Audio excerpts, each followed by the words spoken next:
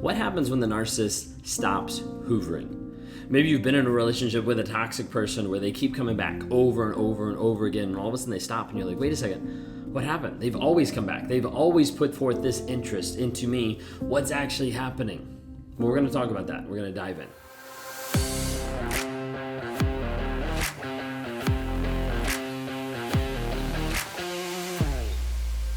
If you guys are new here, my name is Ben Taylor. I'm a self-aware narcissist on this channel to provide awareness, growth, healing, change, and development. I'm the founder of Realm Innovations, the creator of the Narc app, and your guide in the 45-day Clarity Challenge that you can access at claritychallenge.net. If you like what you see here, then please subscribe. Hit that notification so you can get notified when we go live, when we produce new videos, just to be a part of the community and to grow your awareness, and maybe even share a video with someone else who might be struggling with the same type of confusion or the crazy making of dealing with a toxic person. Well, today we want to talk about hoovering. Before we do, real quick, if you hadn't had a chance, be able to check out on our journals. We do have From Fantasy to Reality, and also the new one that is out, From Regret to Gratitude. Be able to check those out. You can get those at realmmotivation.com/books. But a lot of times we say, hey, journal, but I want to be able to provide stuff for you to be able to start that process, or at least know where to begin, okay? A lot of times when we talk about narcissists, we're talking about like they always hoover, right? And I know I pretty much always say that, of like narcissists always hoover, because I want people to get in their mind of they typically come back. Now, they might come back in 1 week, they might come back in 1 month, they might come back in 1 year, they might come back in 10 years. We've seen it all.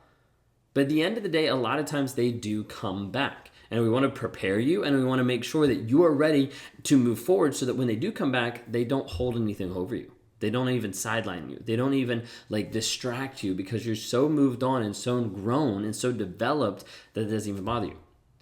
But what happens when they don't?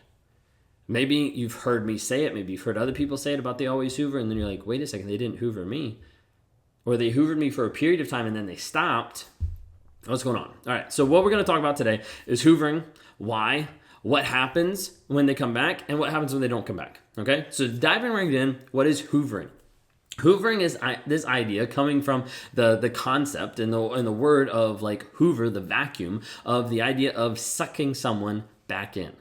It's the idea of sucking the victim back into the toxic relationship, back into a place where there is an unbalance of power, where the narcissist is in control and can manipulate the other person to suit their own needs.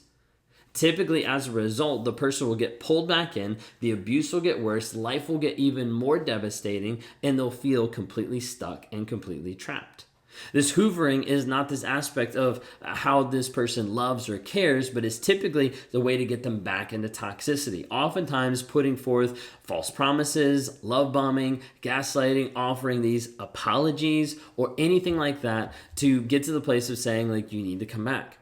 Sometimes they'll go to the place of threatening self-harm, of like, I'm going to hurt myself if you don't do this. I'm going to do this and try to be able to emotionally blackmail, manipulate, anything like that to get you to the place where you come back into the relationship and they gain control. That's the goal. Reestablish control over someone who started to pull away, who left them, whatever it might be, is to reestablish control and dominance over another person. So that's really like the why of it. Like if we sum up this aspect of hoovering, it typically is this aspect of control, just period, control. Narcissist wants to control you. That's why narcissist views you as transactional. That's why the narcissist views you as a toaster, as an appliance to be in their life so they can use, manipulate, and do whatever they want to because they're entitled to you. That's what they think. Sometimes this hoovering part is to prove their worth.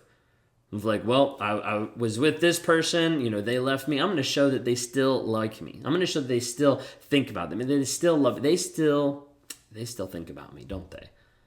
I'm going to hoover them back. Okay, now they're not always thinking in those words, but it's the same concept. Sometimes it's to prove their dominance or their power over another person. Like, see, I'm good. I'm really amazing. This person, yeah, I'm still all that. And sometimes it's just the fact that they get low on supply and you're the next person on the totem pole. You're the last person on the food chain that they were with, so they go back to that person because they're like, well, I was with this person, got easy access to this person that I was already with, so I can probably walk through that door again. And the majority of time, people leave that door again thinking naively that the narcissist will never come back into their life. So let's talk about Hoover. When they come back, what's actually going on. Because this is typically where the person gets confused, where they're thinking that the narcissist has actually changed, where they're thinking something's different. Maybe this is what it is. Maybe this person is actually going to be the person that I want them to be. But typically it's just hidden by false apologies, and it's typically hidden by a narcissist coming back into your life to still manipulate and still control. Well, when this happens, a lot of times you are attached to the maybe. And this maybe is the hope, the possibility, the potential, the four wheels of the trauma bond that makes it go. Of like, maybe this person's going to come back. Maybe they love me. Maybe they actually care. I hope they come back. I want to see them. I love them so much. I care about them. Maybe they'll come back. There's this potential. We had potential. He has potential. She has potential. Like we had so much potential together. Maybe they'll come back. And it locks you into this toxic addiction. This addiction that says that there is a possibility that this person might come back into your life, and you hold on to that hope. You see, a lot of times when people hold on to that hope, their anticipation levels rise to a degree that it produces almost the same type of effect as someone who's been addicted to cocaine. Even if you think of something as simple as Pavlov's theory, where the cat starts salivating when the bell rings, that's literally what's happening. As a narcissist is oftentimes training you to grovel at their feet. Training you to come back. Training you to let them back in. So typically that hope and that potential locks you into the maybe, the possibility that something might happen. Now it could be 1 week, it could be two months, but a lot of times you'll see them come back into your life and it'll be a short period of time. 1 week, 2 months, 3 months maybe, and then it starts to change back to normal. The normal abuse that you were suffering to start off with. And typically return to the same, and oftentimes the abuse will ramp up. Typically, if the person was at this level of abuse, okay, let's say a level 2 abuse, and they left, and you let them back in, that level 2 abuse is now the same as a level 0, because now the levels keep moving up. Let's paint it in a different picture. Let's say that person was emotionally abusive. They were yelling at you, okay? And you were like, we can't do this anymore. We're separating, okay? So they were yelling at you. When they come back into the relationship, yelling at you is already there. Like it's already there like pretty quickly. Now it goes to hitting you. Like you see, like it's almost always ramping up. And time again, we talk to people who have been hoovered, who have got sucked back into the toxic relationship, and they're like, yeah, it got worse. Every single time it got worse. And this is the part where it confuses you, because you're left thinking that you're dumb. You're left thinking that you're the idiot, because you're like, why would I let this person back in? Because you were hooked. You were addicted to that hope, to that potential, to that possibility that it just might happen. That person that you love just might care for you. And then you're left with the realization that they don't. A lot of times this is where you start to feel stuck, and the cycle repeats over and over and over again. All right, so what about the Hoover when they don't come back? When they no longer in your life, they don't come back. Sometimes this can be the aspect of transitional supply. Okay, and side note, I think we have a video on this, but transitional supply is oftentimes quick, oftentimes very like emotional on the side, not as much on the gift side for the love bombing, but emotional side gets to the place where they get what they want, or they find the person that they want, and then they just dump that person and never come back. Like there are narcissists that do that, but we normally say they always hoover so that you're prepared. But what happens when they don't come back? Maybe they've already come back 2 to 10 times, and you're like, wait a second, why aren't they coming back now? And this is where it gets really confusing, because you start asking yourself questions that actually lead to wrong conclusions. You start asking yourself, what did I do now? Like they've come back every single time. Why did they not choose to come back this time? And you start to get in, and you pause, and you start to get confused of like, I don't understand. What did I do now? And that confusion leads to something even more of like, was I not good enough? And you start to degrade your thinking to a place that you're letting a toxic person control your thoughts and your opinions and your actions. Because that person didn't treat you good enough the first time they left. The reason they didn't come back is because they don't care, just like they didn't care all the other times. But typically it's just a power and a control thing. But getting to the place of saying, like, was I not good enough, starts to imply that you're giving your value to another person, that you are letting that other person control or dictate the value that you have, the worth that you have, which is completely false. But it's a story. And it's a story that if you let yourself believe it, you will continue to go back and you will continue to stay in a victim mindset forever until you change your story.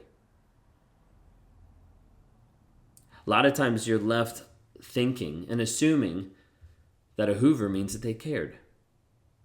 That because they came back into your life the other 5 times, that you actually think that this person had some level of care for you. The problem is they didn't, because they continued to leave. And the fact that they finally left meant that they actually put it out there that they do not care. You need to understand at the core of it, the narcissist doesn't care about you. The narcissist only cares about themselves, nobody else. You don't matter. Now, when you hear that, you need to understand you matter, just not to the narcissist. Just not to a toxic person who doesn't care about you, just cares about themselves.